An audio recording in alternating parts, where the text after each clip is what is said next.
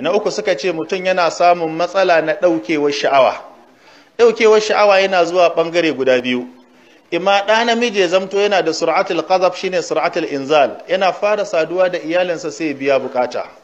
Ko kuma ɗa namiji ya zamto kwata-kwata sha'awar ma ba ta zuwa gare shi.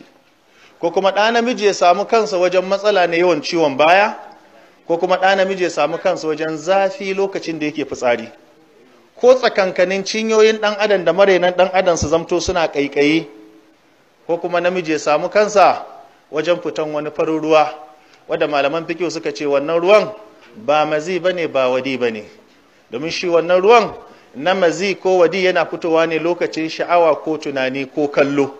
To shi wannan ruwan yakan fito wa ɗa namiji ne babu sababin ɗaya daga cikin waɗannan abubuwa. Wannan matsala shine abin da ya addabi al'umma, ko ka ji cikin duburar ɗan adam yana ƙaiƙayi. Wannan matsala aka ce shine cuta ta udwi, wadda in matarka tana da shi na farko ba ta samun gamsuwa wajen saduwa, tana samun zafi. Wani lokaci ana gama saduwa da mace, ana gamawa jini zai biyo baya. In aka samu mai maganin da bai fahimci shari'a ba sai ce sihirin tafrik ne. Wani lokacin kuma ana samun macen da al'adanta zai iya ɗaukewa kimanin wata 3 ko wata 2. Wani lokacin kuma za a iya samun macen da mijinta yana saduwa da ita, shi yana gama saduwan zai samu kansa wajen kan al'aurarsa yana zafi kuma ƙuraje ya kewaye.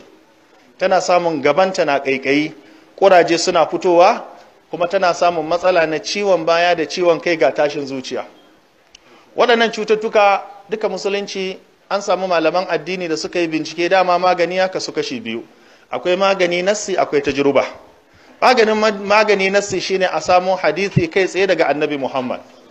Bangaren tajruba kuma shine wasu mutanen kirki su zauna su yi bincike a gano maganin kaza zai iya warkar da cuta kaza. Shine sai aka samu wannan cuta da yake damun mutane hatta ƙananan yara ma suna samu. Amma ta ina ake samun wannan ciwo? An danganta shi ta waje guda 3. Yara ƙanana 'yan makarantar boko ko islamiyya za su yi ɗaukowa daga banɗakin makaranta su kawo banɗakin gidansu, mahaifiya ta ɗauka, mahaifi ya ɗauka. Za a iya samu magidanci ya ɗauka a masa bayan gidan masallaci ko kuma bayan gidan kasuwa. Za a iya samu mace ta ɗauka a sassan wasu wurare. Wannan ciwo yana sanya wa mace cikinta ko ya kai wata 3 ko 4 zai iya zubewa. Wannan ciwo kuma kar masu ruƙuya su fahimci cewa duk matan da ta zo da wannan matsala in ta ce tana mafarkayya a nasabta shi da aljani ko a ce ashik. A'a, wannan zubar ruwan da yake jikinta, wannan zafin fitsari, rashin nutsuwa wajen ibada, rashin kwanciya da alwala zai iya sanya mata munanan mafarki. Domin duk lokacin da aka zo wajenka a matsayin likitan musulunci, kar ka fara hukuncin aljani ko sihiri, ka fara danganta matsalar da asibiti, a fara bincike a gani. Matsalar tana alaka da asibiti, to idan ba za su warkar ba kai kuma sai ka warkar da itatuwa na musulunci. To wannan matsala aka ce idan mace tana da ciki zai iya taba abin da yake ciki. Ta yaya zai taba abin da yake ciki? Shine aka ce zaka ga an haifi jinjiri ya zo da matsalar ido, wata rana zaka ga idonsa na kwantsa, wata rana zaka ga jinjiri kunnensa na ruwa, wata rana zaka ga jinjiri asalin fatar jikinsa ta lalace, akwai kuraje. Kuma in mace tana da wannan matsala bayan kwanaki da aihuwa, zaka ga jinjirin bai bacci sai kuka. A ce ciwon ciki ba ciwon ciki bane.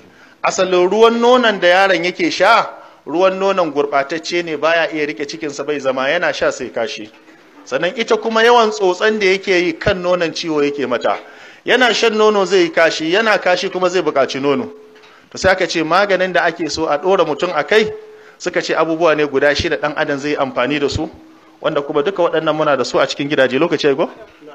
Lokaci ya yi? To Allah ya sa mu dace.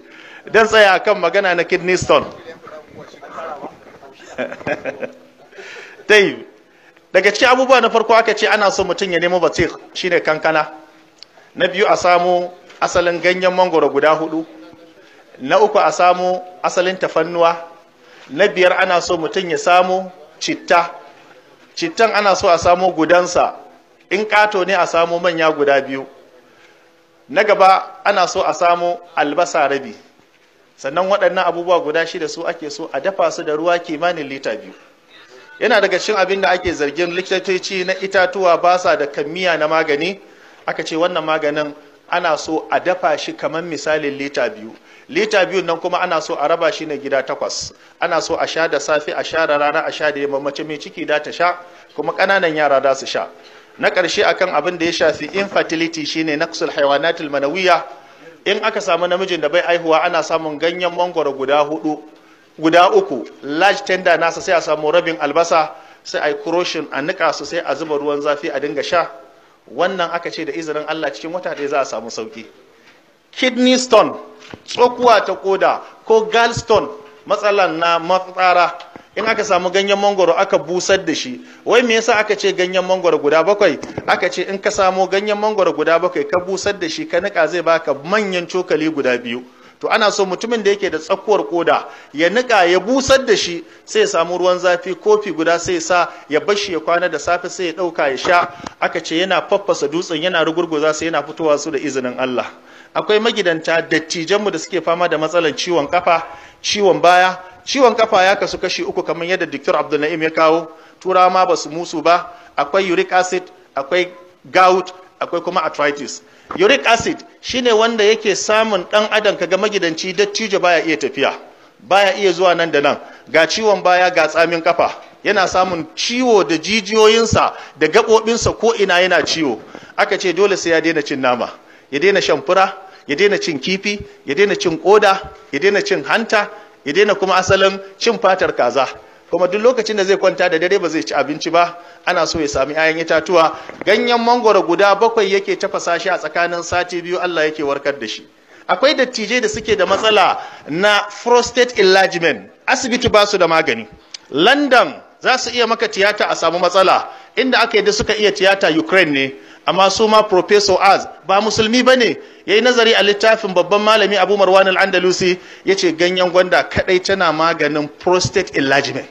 Mana ɗa namiji wanda fitsarinsa bai da diabetes a jiki, amma fitsari ya masa yawa, aka can ya samu ganyen gwanda kawai aka tafasa shi, ya sha da safe, ya sha da yamma, tsakanin sati 2 enlargement din da ya dai tsuke. Akwai prostate cancer tana haifuwa. Ganyen gwanda yana preventing din breast cancer, yana preventing din brain tumor, yana preventing, mana yana bada kariya ga cancer ta nono, yana bada kariya ga cancer na enlargement. Aka ce tafasa ganyen gwanda, in ana shan su ana samun wannan sauki da izinin Allah. Abinda muka faɗa